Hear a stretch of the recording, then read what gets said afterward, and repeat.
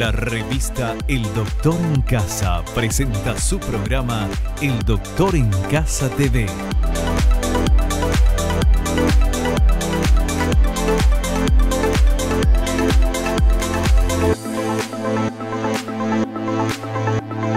Con la conducción de Vivi Landó, El Doctor en Casa TV.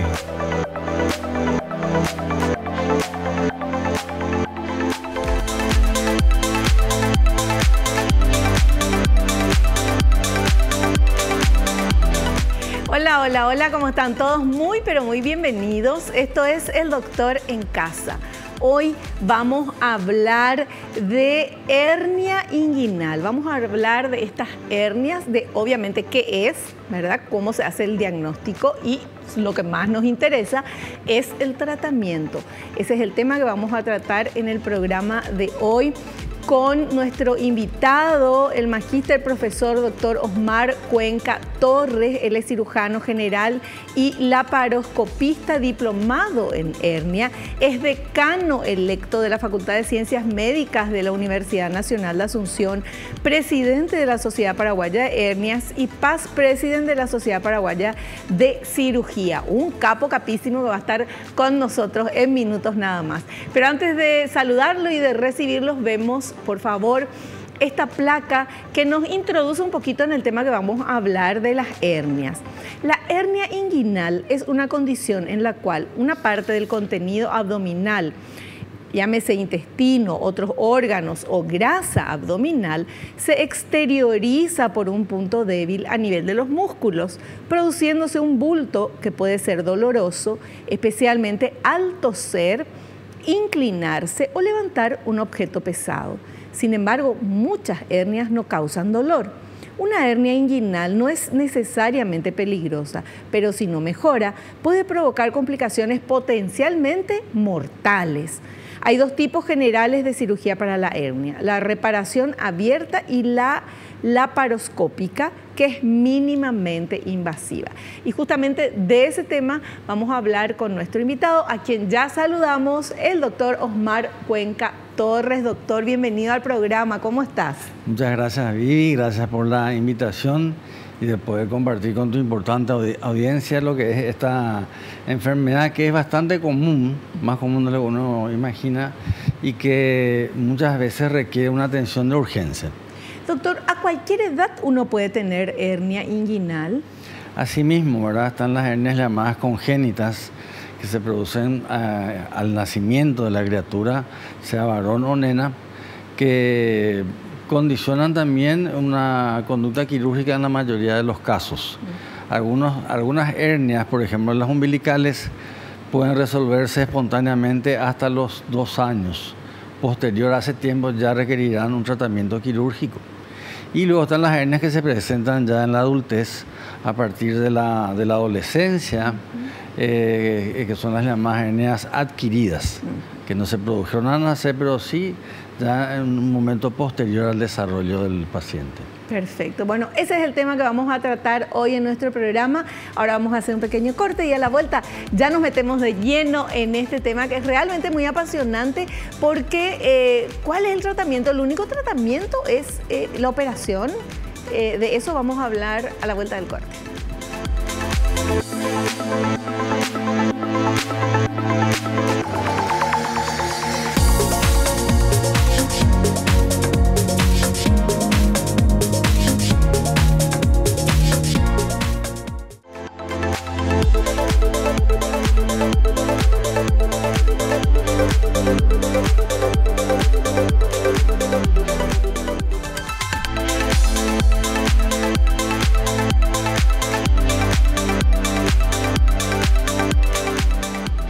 Bueno, y estamos hablando de hernias inguinales y me quedé pensando, doctor, usted dijo que puede ser una hernia congénita, o sea, el bebé ya nace con eso y eso se puede curar espontáneamente, dijo, no sé si usó esa palabra. Solamente la umbilical puede tener un cierre espontáneo. Cierre espontáneo. Cierre espontáneo en algún porcentaje de los casos, en un periodo de tiempo determinado, hasta los 2 años. Pasado ese tiempo, si no se produce ese cierre espontáneo, En el caso de la hernia umbilical solamente, entonces ya requerirá un tratamiento quirúrgico. Claro. Hay que tener en cuenta que la hernia umbilical se produce en el sitio de implantación del cordón umbilical. Claro, o sea, en el ombligo. En el ombligo, es una cicatriz, entonces es una zona débil. Entonces, por eso se produce. Doctor, hay personas que tienen el ombligo medio para afuera, otros que tienen como una rayita, como no sé, una cosita así más fruncidita. Sí. ¿De qué depende eso? No, ¿Eso no tiene nada que ver con la hernia? No, son nada más presentaciones anatómicas de la cicatriz umbilical. La hernia está condicionada por un defecto, coloquialmente podemos llamar un agujero que existe a ese nivel, que va a comunicar la cavidad abdominal, ¿verdad?, con el exterior.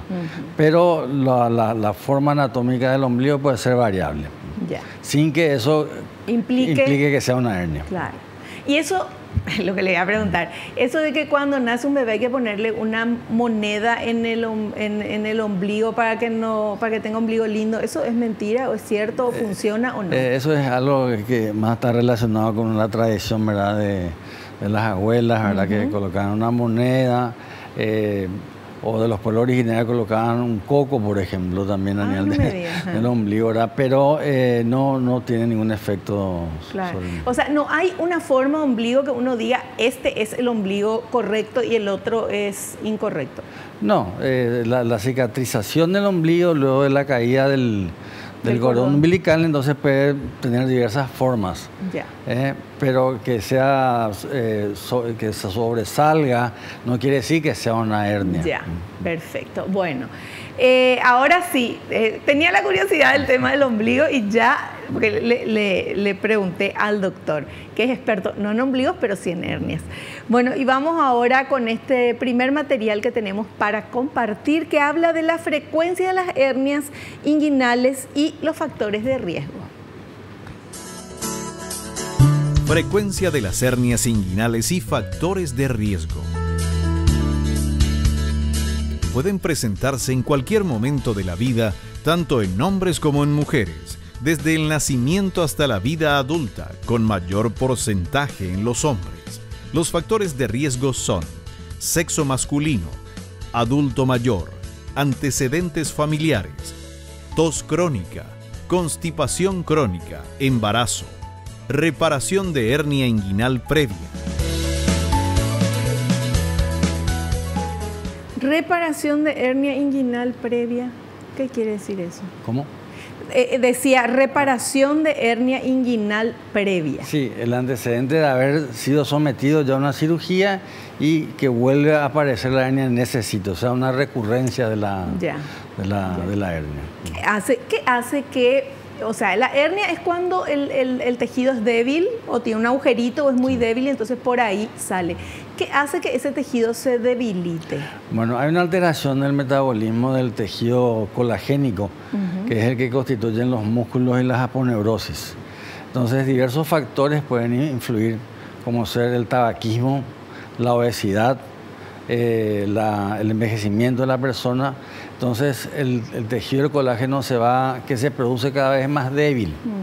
Entonces, cuando la fuerza de la presión intraabdominal aumenta, por varios de los factores que se citó en la placa, como ser una tos crónica, entonces hace que esa fuerza actúen sobre esa porción debilitada, entonces favorece que los orificios anatómicos que existen se dilaten, ahí se genera la hernia con la consecuente salida del contenido abdominal al exterior. Perfecto. Bueno, y hernia inguinal es... ¿Qué quiere decir inguinal? ¿El lugar donde está, doctor? Sí, las hernias reciben su denominación de acuerdo al lugar anatómico donde se generan. Por ejemplo, el ombligo va a ser una hernia umbilical. Cuando se aparecen en la ingle, entonces van a ser hernias inguinales, que es nuestro tema que nos trae hoy. Sí. ¿Y ese es el lugar más frecuente de tener hernias? En el varón es en la hernia inguinal. También son muy frecuentes, pero en menor proporción, las hernias en la línea media, que son el ombligo, en una zona anatómica que está por encima del ombligo, que es también el epigastrio, y son las hernias epigástricas. Y hoy en día se está hablando muy frecuentemente de lo que son las diastasis de los rectos, que no es una hernia en sí, pero que acompaña generalmente a las hernias de la línea media. Es la separación de los músculos de la línea media, de acá, del abdomen. De la línea media del abdomen, que hace que se genera un abombamiento a ese nivel y muchas veces acompañan a una hernia umbilical y epigástrica. Y también con inguinales. Siempre viene un paquete. Sí. ¿Por qué? Porque la alteración del tejido colagénico es global. Y esos son puntos anatómicamente débiles. Y ¿está correcto esto de que dicen que las mujeres luego de tener, de embarazarnos, con la distensión que se da en el abdomen, después eso queda separado normalmente? Así mismo, un porcentaje importante de las mujeres que han tenido uno o varios embarazos son afectadas a tener esta afección. ¿Por qué? Porque el útero grávido que va creciendo dentro del abdomen hace que también aumente la presión intraabdominal. Y el útero va haciendo presión contra la pared abdominal anterior y eso genera que los músculos se vayan separando. Y una vez que uno tiene el bebé, ¿vuelve toda su normalidad o queda medio flojo ahí o no se cierra bien o cómo es? Sí, en un porcentaje la diastasis es transitoria, pero también en un porcentaje no despreciable es permanente. Y también son muy frecuentes las hernias umbilicales por el mismo mecanismo de acción. Y entonces, al no quedar bien juntitos los dos músculos en esta parte del medio, es más fácil que una mujer o una persona en general tenga una hernia en ese lugar. Generalmente lo que se produce al haber una separación de los músculos, una debilidad de la pared abdominal y se genera un abombamiento. No es una hernia así porque no hay un agujero, no hay un defecto, pero en la medida que va separándose y mayor sea la diastasis, entonces puede generar algunos trastornos fisiológicos en la paciente. Claro, porque eso está separado y ese espacio se llena con el abdomen. Sí, se produce un abombamiento. Cuando es pequeño puede generar una alteración de la cosmesis, puede ser algo cosmético que molesta a una paciente. Sí, un abombamiento. Pero si el defecto es muy importante, hablamos de 4 a 8 centímetros, el abdomen participa en todos los movimientos que hace el paciente para defecar, orinar, al reírse. Entonces eso se ve alterado, puede haber trastornos fisiológicos como constipación, incontinencia urinaria y también problemas de lumbalgia a nivel de la columna vertebral. No me digas. Sí. Qué increíble. Bueno, estamos aprendiendo acá con nuestro invitado. Y ahora vamos a ver este siguiente material, por favor. Causa de la hernia inguinal. Puede ser causada por diversos motivos. En general existe una alteración del colágeno que constituyen los músculos de la pared abdominal, que ocasiona una debilidad en los mismos. Al producirse un aumento de la presión dentro del abdomen en ciertas situaciones, esfuerzos, levantar objetos pesados, estreñimiento, subir de peso o toser mucho, esa presión actúa sobre tejidos ya debilitados y lo vence, ocasionando la salida del contenido de la cavidad abdominal.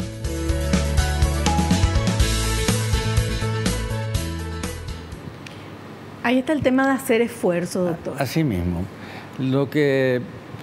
Hay factores que predisponen a padecer una hernia y en general es la debilidad del tejido por factores como ya hablamos de la obesidad, el tabaquismo y el envejecimiento. Pero hay factores que hacen que desencadenen la aparición de la hernia al aumentar la presión intraabdominal bruscamente o de manera crónica. De manera brusca puede ser al alzar un objeto pesado, de manera crónica puede ser embarazos o un paciente que es prostático, que tiene que hacer esfuerzos repetidos para miccionar, o paciente que tiene enfermedades pulmonares como enfisema, que son tosedores crónicos. Entonces continuamente al toser producen aumentos repetidos de la presión intraabdominal que repercute sobre esa zona debilitada. Entonces esa es la relación causa-efecto que hay. Claro. Ahora, una persona que alza reiterativas varias veces algo pesado por el tipo de trabajo que hace o por el deporte que practica, ¿esa persona tiene más posibilidades de tener hernia que otra que haga algo más tranquilo? Hay que tener en cuenta que tiene que haber una conjunción de la alteración del tejido y también, ¿verdad?, de esos factores. De manera aislada tal vez no, pero si hay esa conjunción de un tejido debilitado con aumentos repetitivos de la presión intraabdominal, sí, obviamente va a tener más frecuencia de padecer una hernia. Pero tiene, sí o sí el tejido tiene que estar debilitado, porque si no está, por más que alcemos cosas pesadas, no vamos a tener hernia. Un levantador de pesas puede tener una hernia y tiene los músculos tonificados, ¿verdad? Pero la zona anatómicamente ya es débil. ¿Por qué? Porque es una zona en donde pasan elementos vasculonerviosos. El origen está ya desde la vía embrionaria donde del varón, el testículo está alojado en la cavidad abdominal y va descendiendo, pasa por la región inguinal y se aloja en el escroto. Entonces, ese lugar en donde pasa de la cavidad abdominal al escroto, entonces queda como una zona congénitamente débil ya. Perfecto. Bueno, hacemos un pequeño corte y a la vuelta continuamos con todos estos temas.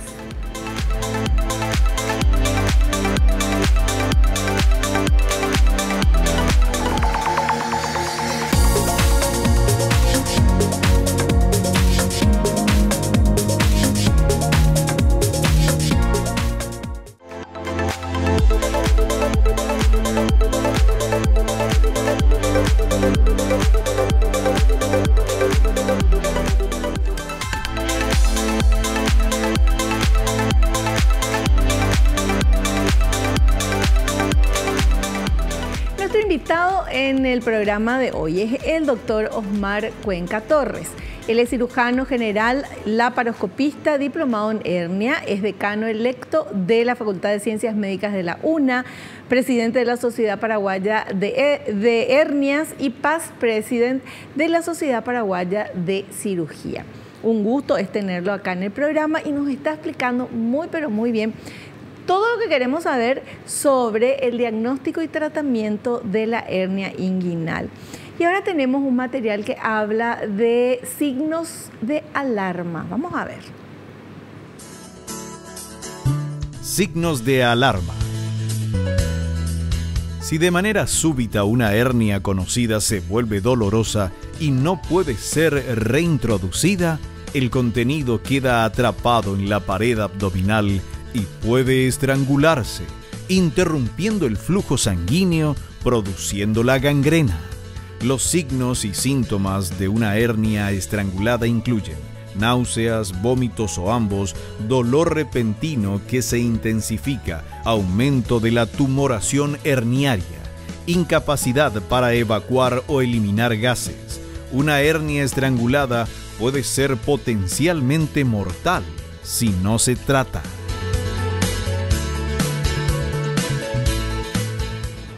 Doctor, ahí habla de una hernia conocida y que no puede ser introducida de vuelta. Explíquenos eso primero antes de ir a esto. Sí. La hernia inguinal tiene la particularidad que el paciente muchas veces se hace el diagnóstico. Porque al asearse o mirarse al espejo ve que hay una asimetría o al hacer un esfuerzo siente que algo protruye hacia el exterior. Entonces el intestino que está saliendo afuera. En la mayoría de las veces al inicio de la enfermedad, esa situación de salida y entrada es espontánea, pero en la medida que va avanzando la enfermedad, el contenido, como el defecto va aumentando, el agujero va aumentando, lo que sale afuera también, el volumen de las asas intestinales que salen afuera es mayor. Entonces ya el paciente requiere alguna maniobra que muchas veces le muestra al médico, muchas veces él solo se la ingenia para reintroducir. Entonces él conoce ya su hernia, cómo es, cómo volver a reintroducirla. O sea, entonces, se vuelve a meter la hernia vuelve a meter, y está tranquilo, sigue tranquilo. Sigue tranquilo, pero muchas veces ya se da la particularidad porque se puede hacer la reintroducción, pero después de cierto tiempo, al mínimo esfuerzo, al ponerse a caminar, sale otra vez. Vuelve a salir. O muchas veces ya se da la particularidad que por más que permita ser reintroducida, sale automáticamente como un resorte afuera. ¿Y no le duele, doctor, cuando se mete de vuelta la hernia, por ejemplo? Hay que tener en cuenta que lo que se está manipulando es el intestino. Por eso. Entonces, algún tipo de molestia hay, claro, por supuesto. Claro, claro. Pero generalmente el paciente ya tiene su propia técnica de cómo hacerlo con cuidado. Ya. Y eso, evidentemente, por la manera que usted me está contando, eso es una práctica común, ¿verdad? Sí. Que tiene hernia, le sale, se pone de vuelta ahí, después le sale, así. Una persona que tiene hernia no debería ya operarse o arreglar eso para que no vaya saliendo cada rato. Así mismo, muchas veces es una cuestión cultural y educacional de nuestros pacientes, ¿verdad? Que tardan en ir a la consulta. La recomendación que damos nosotros es que apenas se diagnostique la hernia, debe ser operada inmediatamente. Claro. ¿Por qué? Porque la evolución natural de la hernia va a ser a que crezca. En ese trayecto puede tener complicaciones. Cuanto más pequeña es la hernia, técnicamente es de más fácil resolución y la recuperación es mucho más rápida para el paciente. Claro. Y ya yendo, porque me quedo pensando, porque una hernia inguinal es el intestino. Sí. El intestino, que ahí hay un montón de cosas que tienen que salir, ¿verdad? Sí. O sea, son sustancias tóxicas ya las que tenemos en el intestino muchas veces, ¿verdad? Entonces estar tocando eso, manipulando, también puede hacer daño. Lo que pasa es que el hecho de que estar el intestino afuera de la cavidad abdominal puede generarle dolor al paciente por un proceso mecánico que produce una obstrucción del líquido que transcurre dentro del intestino. Sí. Entonces, si el intestino grueso, el colon, le va a producir constipación, hay dificultades para evacuar. Claro. Y si el intestino delgado, entonces le puede producir dolor, muchas veces náuseas, ¿verdad? Porque produce reflejos vagales. Y doctor, veíamos también en ese material que la famosa hernia estrangulada, sí, ¿verdad? Cuando como que se dobla y se gangrena. Sí. Eso es súper peligroso. Así mismo, esa es la estancia que no tenemos que llegar. Muchas veces la hernia, por eso se dice la hernia conocida, sí, ¿verdad? Que el paciente ya conoce su hernia, muchas veces entra espontáneamente o él mismo se reintroduce. Llega un momento que bruscamente aumenta de tamaño, él ya no lo puede reintroducir. Quiere decir que el agujero por donde salieron las vísceras constriñen la misma y entonces la van estrangulando y producen una alteración del flujo intestinal sanguíneo, de la irrigación sanguínea. Entonces eso es la necrosis o la gangrena, que se convierte en una urgencia quirúrgica. Claro. Sí.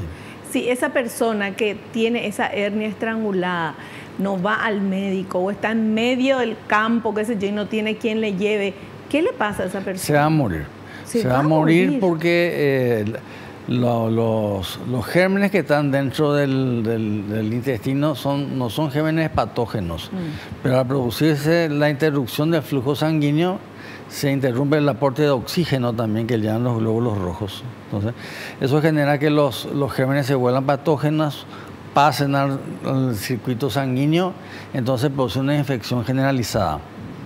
El paciente va a entrar en sepsis, en shock y va a fallecer. Esa es la evolución natural si no interrumpimos el proceso en un momento determinado. ¿Y qué hace que se estrangule una hernia, doctor? Y hay una disrelación entre lo que sale y el agujero por el cual salen. Ajá. Entonces eso hace que ya no puedan, entonces las asas quedan apretadas, aumentan de tamaño y ahí se produce la constricción. ¿Y eso uno no puede saber cuándo va a suceder? No hay manera de saber. Puede ser que no suceda nunca, puede ser que tenga varios episodios incompletos y hasta llegar a uno que sea completo. Puede haber un paciente que tenga una hernia inguinoscrotal voluminosa que nunca le suceda eso, y una hernia pequeña sí puede estrangularse, por ejemplo. O sea que hay diversas maneras de manifestarse. Ya, perfecto. Bueno, estos son los signos de alarma y vamos a ver ahora el siguiente material que habla del diagnóstico. Diagnóstico de la hernia inguinal. El profesional médico solo necesita realizar una exploración física para diagnosticar una hernia inguinal. es posible que solicite al paciente que se pare, tosa o realice un esfuerzo. Si el diagnóstico no es evidente, es posible que solicite una ecografía abdominal, tomografía computarizada o resonancia magnética.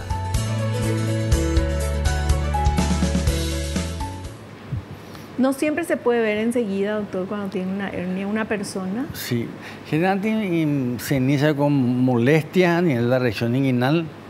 No se observa ninguna tumoración o protuberancia al hacer un esfuerzo. Eso se da en caso en que la grasa que hay dentro del abdomen empieza a insinuarse para salir, porque es lo primero que sale y luego le continúan el intestino. Cuando eso sucede ya se vuelve evidente por el tamaño, entonces uno ya aprecia. Muchas veces existen otras patologías que se manifiestan con dolor también en la región inguinal. Genéricamente a eso se llama inguinodinia, todo dolor que hay en la región inguinal, que puede deberse a trastornos osteotendinosos en la región, una pubalgia, por ejemplo, o una distensión muscular. Entonces, ahí generalmente recurrimos, aparte del examen clínico, a estudios de imágenes como una ecografía o una resonancia magnética para descartar que ese dolor no se deba a una hernia o a una patología osteotendinosa de la región pélvica. Eso es como diagnóstico. Muchas veces, también en pacientes obesos donde se dificulta el examen físico, también podemos recurrir, ¿verdad?, a un estudio de imagen. Cuando tenemos una hernia de gran tamaño, también recurrimos a una tomografía, pero ya no para diagnóstico, porque es evidente que el paciente tiene una hernia, sino para estudiar mejor lo que está afuera y las características de la pared abdominal, para ya enfocado al tratamiento. Pero lo que sale siempre es el intestino. Puede salir afuera el intestino delgado, el intestino grueso, un delantal de grasa que recubre esos intestinos, se llama piplón, ¿verdad? Que también, como es móvil, también puede acompañar. En las mujeres, en las niñas sobre todo, puede muchas veces estar la trompa de falopio, los anexos, puede ser el contenido, ¿verdad?, de una hernia. Sí. Pero es de tener cuidado, porque me imagino eso es más grave todavía. Y así mismo, porque si es que sufre una estrangulación, entonces lo que se va a extirpar ahí puede ser el ovario, la trompa. Sí. Qué bárbaro. Y es más fácil detectar una hernia en una persona delgada sin mucha grasa que en una persona más gordita o panzoncita. Así mismo, ¿verdad? Por las características físicas del paciente se observa mejor eso.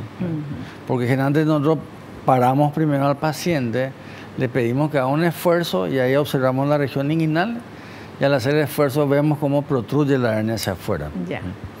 Muchas veces un tejido graso importante dificulta esa visualización. Claro. Perfecto. Bueno, tenemos otro material. Por favor, a ver. Reparación abierta de hernia. En este procedimiento, que se puede realizar con anestesia general o local y sedación, el cirujano realiza una incisión en la ingle y empuja el tejido que sobresale al interior del abdomen. Luego, refuerza el tejido con una malla biocompatible, hernioplastia. La herida se cierra después con puntos de sutura.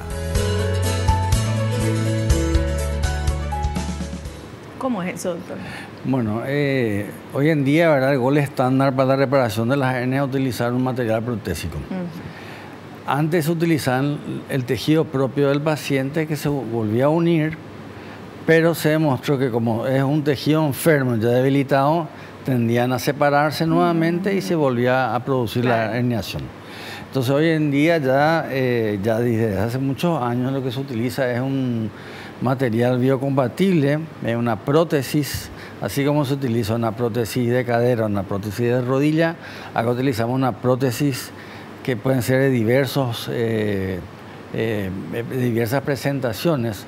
El más común, el polipropileno, que se coloca a ese nivel en la región inguinal y lo que produce una fibrosis importante y genera la posibilidad de una neovascularización y la aparición de células fibroblásticas que van a reforzar el tejido para que no vuelva a aparecer la hernia. Claro. Y existe un sinfín de números de mallas, procedencias, características, y la tendencia es ir adecuando a las características de la hernia del paciente el tipo de malla o de prótesis que vamos a usar. ¿Tiene alguna implicancia el hecho de una persona que haga muchos abdominales, entonces tiene los músculos más desarrollados, más fuertes ahí, en tener o no hernia? No, porque como habíamos hablado, la región inguinal es congénitamente débil. Entonces, usted puede tener un paciente que tiene un desarrollo muscular importante, que igual puede tener una hernia umbilical o una hernia inguinal, que son sitios ya congénitamente debilitados. Claro, o sea, el músculo puede estar bien fuerte, desarrollado, pero la parte es la piel, ¿verdad? El tejido que recubre. Lo que está por debajo. O sea, lo que está por debajo. Lo que está por debajo, a nivel de la región inguinal, está constituido también por músculos, ¿verdad? Pero es sitio de paso de elementos vasculares y, como le había comentado, los elementos del cordón espermático que van al testículo.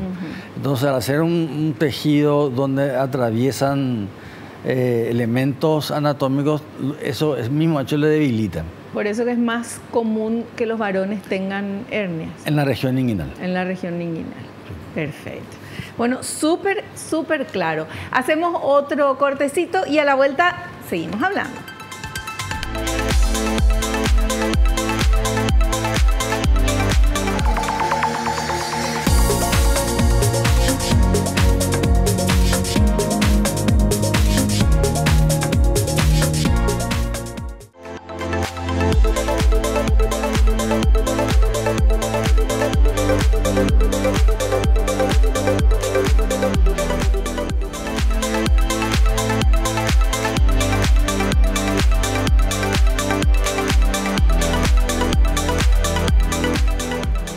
Seguimos charlando con nuestro invitado, el profesor doctor Osmar Cuenca Torres, sobre el diagnóstico y tratamiento de la hernia inguinal. Y ahora llegamos al momento de la paroscopía. ¿Es así como se operan ahora en general las hernias, doctor? Bueno, es una alternativa más de tratamiento quirúrgico. La tendencia es hacer la menor invasión al paciente. Sí. Entonces la cirugía laparoscópica es una opción muy válida hoy en día. No se descarta también utilizar una cirugía abierta, que en términos de recurrencia ambos tienen el mismo nivel de evidencia científica, pero en nivel de recuperación del paciente, una cirugía laparoscópica para el cirujano tiene la ventaja que hay una magnificación de 50 veces el campo quirúrgico. Y para el paciente la recuperación es más rápida, menos doloroso. Cosméticamente también las incisiones son de 5 y 10 milímetros y puede retomar rápidamente sus actividades laborales y físicas. Perfecto. Bueno, y vemos el material que habla justamente de esto. Laparoscopía. Es un procedimiento mínimamente invasivo que requiere anestesia general. El cirujano opera a través de varias incisiones pequeñas en el abdomen. Se usa gas para inflar el abdomen y que sea más fácil ver los órganos internos. Se inserta un laparoscopio y, guiado por la cámara, el cirujano inserta pequeños instrumentos a través de otras incisiones para reparar la hernia con una malla biocompatible. Esta cirugía puede proporcionar menor malestar y cicatrices. El paciente puede regresar más rápido a sus actividades habituales.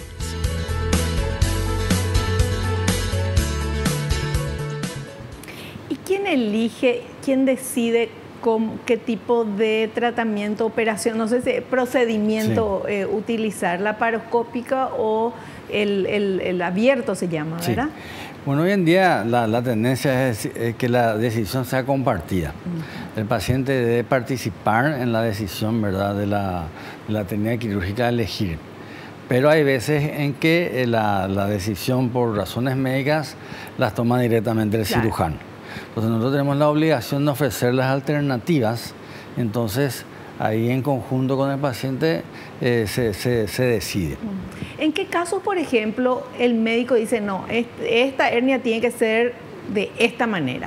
Bueno, si yo tengo un paciente que tiene una hernia inguinoescrotal voluminosa que le llega a la rodilla, bueno, eso yo no voy a poder resolver por la laparoscopía, o si intento hacerlo voy a estar horas en quirófano.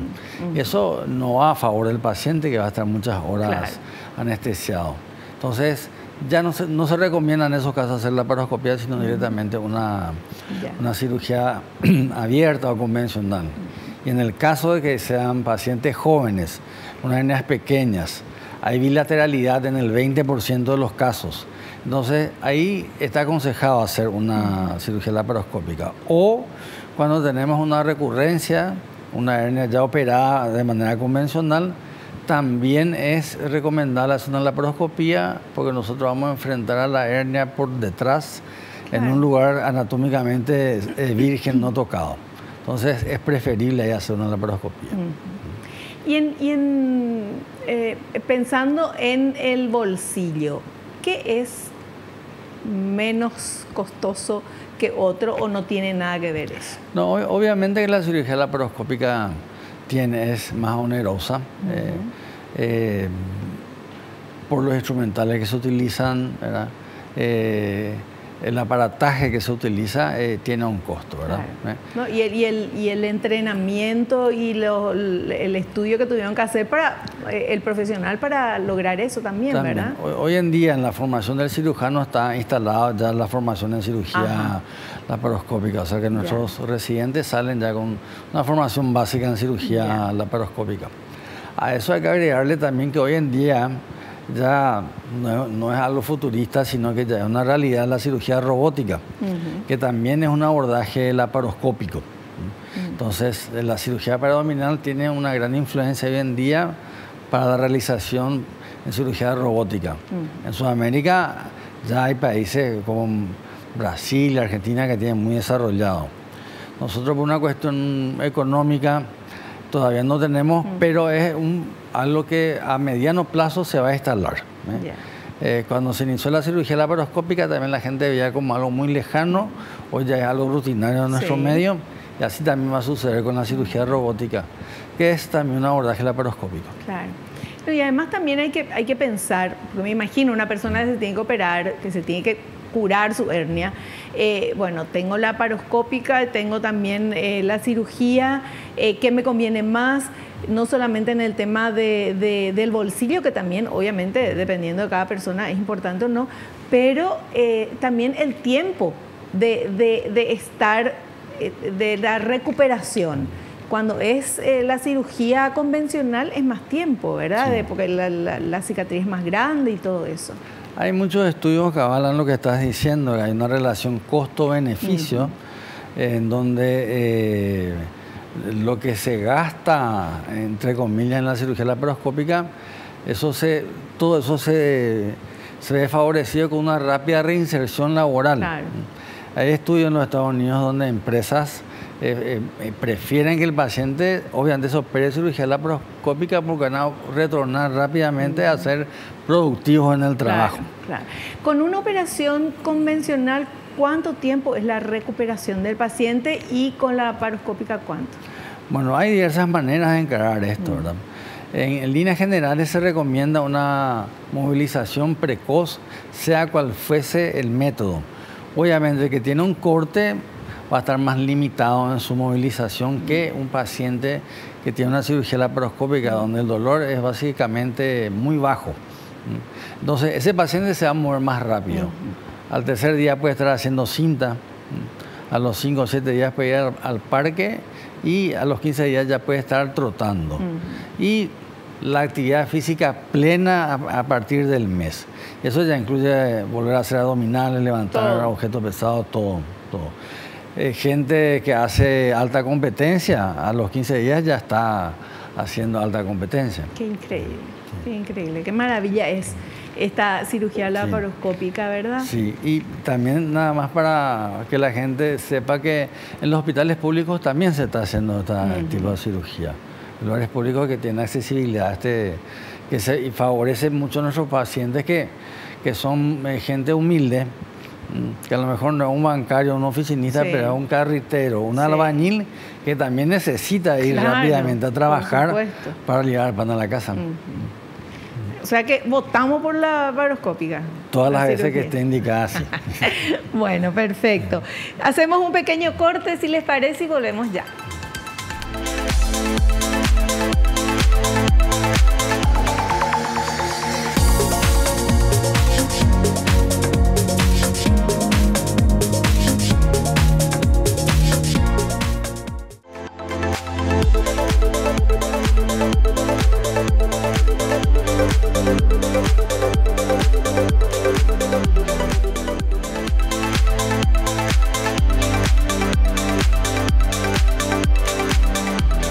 Bueno, ahora llegó el momento de las preguntas, pero yo tengo una pregunta para el doctor antes de las preguntas de ustedes. Doctor, la gente no quiere operarse, no quiere, o sea, tratamos de escaparnos de ese momento por el miedito, por un montón de cosas. Usted en su experiencia con sus pacientes, que habrá tenido algunos que tardaron mucho en decidir, ¿cómo se sienten después? ¿Se arrepienten de haber dejado tanto tiempo, pasar tanto tiempo, o cómo es el tema? Nosotros siempre damos la recomendación de operar. El paciente es el que toma la decisión. Y hay pacientes que vienen luego a la consulta después de meses o años incluso. Pero ¿qué pasa? Vienen con muchas molestias y ya con una hernia de gran tamaño. Entonces, obviamente que el retraso es perjudicial para el paciente. Yo creo que el paciente que toma la decisión de operarse lo más pronto posible es la mejor elección. Ahí está. Bueno, y ese es el mensaje para todas las personas que están viendo, que a lo mejor tenés hernia o a lo mejor le conoces a alguien de tu familia que no se decide, que no voy a dejar nomás, voy a dejar pasar. Se puede complicar. Entonces, lo mejor es tomar el toro por las astas y hacer ya este tratamiento, que es una solución para las hernias, y más aún si es a nivel laparoscópico, ¿verdad? Que es más fácil y todo. Bueno, vamos a ver ahora las consultas que ustedes nos están enviando para nuestro invitado. Primera pregunta, a ver. Luego del tratamiento quirúrgico, ¿se puede volver a producir una hernia en la misma zona? Puede suceder. Hoy en día, con las técnicas actuales, el porcentaje de ocurrencia es bajo, pero no es expresable. Puede ocurrir entre el 1 al 3% o 5% a veces. Muchas veces eso va a depender de las características del paciente. Un paciente puede tener factores de riesgo, tabaquista, obeso, que hace que ese porcentaje aumente. También puede estar relacionado a la experiencia del cirujano. Un cirujano inexperiente que está en su curva de aprendizaje puede ser que no realice una técnica adecuada, entonces puede también ocurrir una recurrencia. Perfecto. Bueno, vamos con otra consultita. A ver. ¿Una persona puede tener una hernia por mucho tiempo y no operarse? Sí, puede suceder. Nosotros hemos operado pacientes que tienen hernias voluminosas que llevan a la rodilla, por ejemplo, donde todo el contenido intestinal está alojado en la bolsa escrotal. Y nunca se operó, transcurrieron años, pero que su calidad de vida está afectada. Claro. Está afectada porque tienen trastornos fisiológicos, trastornos sociales, afectivos, y también, ¿verdad?, trastornos incluso para la deambulación. Claro. Entonces, puede estar sin operarse, pero con una calidad de vida afectada, claro, así mismo. Por supuesto. Vamos con otra consulta. ¿Puede producir dolor o rechazo la malla colocada en el tratamiento de hernia? Puede haber dolor, ¿verdad?, luego de una cirugía inguinal. Es algo, una de las que hoy en día es una de las complicaciones más estudiadas en el campo de la cirugía de pared abdominal. Puede verse a diversas causas, atrapamiento de nervios, por ejemplo, de la zona, por materiales de sutura que se utilizan para fijar la malla. El llamar rechazo a la malla no es un concepto adecuado, sino muchas veces no hay una integración correcta de la malla en el tejido. Entonces, esa malla, en su proceso de generar la fibrosis para proteger la zona, puede englobar un nervio y también puede generar dolor. Y muchas veces un dolor muy importante, incapacitante, que afecta severamente la calidad de vida del paciente. Se produce en un porcentaje bajo y tiene solución, ¿verdad? Tiene solución. ¿Cómo eligen los médicos qué tipo de malla le van a poner a cada persona? Bueno, muchas veces a nivel público usamos la que tenemos a mano. Sí. Si uno tiene la posibilidad de hacer una elección de la malla, va a hacerlo de acuerdo a las características del paciente. Las mallas, hay un menú muy diverso ahora de presentación y se clasifican de diversas maneras. Una de las clasificaciones incluye el peso de la malla o de la densidad que tiene.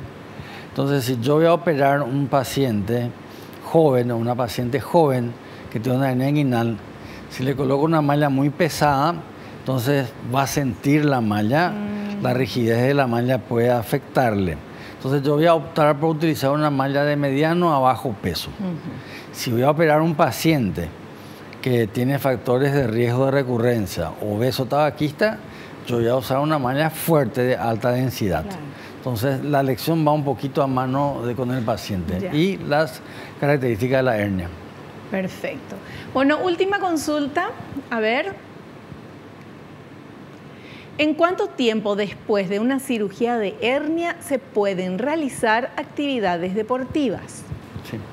En líneas generales podemos decir que al mes. Hay que definir qué tipo de actividad realiza el paciente también, ¿verdad? Un oficinista, no es una actividad deportiva, pero un oficinista a los 5 días puede estar haciendo oficina. Claro. Un atleta de alta competencia a los 15 días puede estar haciendo actividad de alta competencia. Incluso hay casos en los Estados Unidos mencionados que futbolistas de fútbol americano jugaban un partido fuera de las 48 horas de ser operado. Eso es un extremo. Sí. Pero generalmente hay un programa de rehabilitación que se llama SportMem para pacientes de alto rendimiento, que les permite rehabilitarse rápidamente. De los 15 días estar practicando ya su actividad deportiva. Hay que quitarse el mito de que después de una cirugía no hay que moverse. Por el contrario, cuanto mayor es la movilización, el dolor es menor y la mejoría también. Porque el músculo está en su fisiología de contraerse y relajarse. Respondiendo a la consulta, a partir de los 15 a 30 días del postoperatorio, uno ya puede progresivamente intensificando la actividad hasta llegar a la normalidad. Perfecto. Bueno, estas son todas las consultas que nos enviaron a través de las redes sociales y nosotros queremos agradecerle, doctor, como siempre, gracias por su tiempo, por su presencia, por su paciencia para explicarnos todo y contestar a todas las consultas. Muchas gracias. Muchas gracias, Vivi, también al doctor en casa por la oportunidad de hacer llegar, ¿verdad?, a esta información a la gente que ve este programa. Para que tengan en cuenta, ¿verdad?, la importancia de la consulta médica precoz, de no llegar a una complicación, ¿verdad?, porque eso puede poner en riesgo la vida del paciente. Así mismo. Gracias, doctor. Nosotros nos despedimos hasta el próximo programa, si Dios así lo permite. Espero que te haya gustado, que hayas aprendido como lo hicimos todos acá y no te olvides lo que te digo siempre porque es cierto. Naciste para ser feliz, no te conformes con menos. Chao, chao.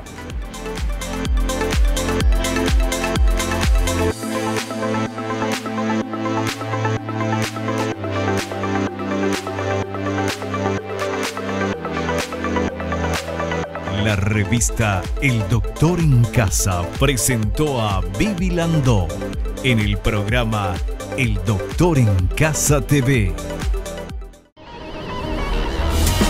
Fue una realización de Alicante.